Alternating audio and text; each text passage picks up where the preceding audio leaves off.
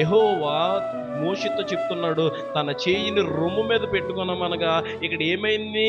రొమ్ము మీద పెట్టుకొని బయటికి తీసిన వెంటనే అతడికి కలిగినటువంటి ప్రత్యక్షత ఏమిటంటే లోపలేముంది? కుష్ఠము గలదై. అంటే చూడండి ప్రియమైన దేవుని బిడ్డలారా, నరుని యొక్క నరుని యొక్క ఆలోచనలు ఎలా ఉన్నాయంటే కేవలము చెడ్డవిగా ఉన్నవి.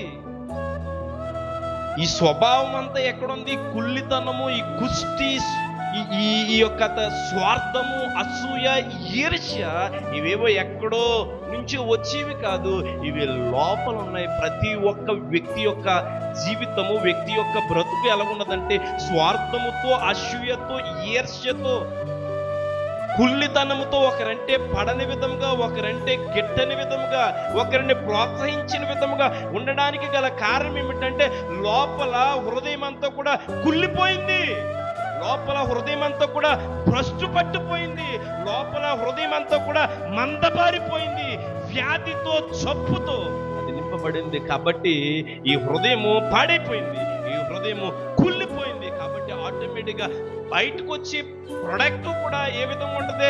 లోపలంతా కూడా కుష్టుతో ఉంటే ఆటోమేటిక్గా వచ్చే క్రియలు కూడా కుష్ఠ సంబంధమైనటువంటి క్రియలు, కుష్ఠ సంబంధమైన స్వభావమే బయటకు వస్తుంది.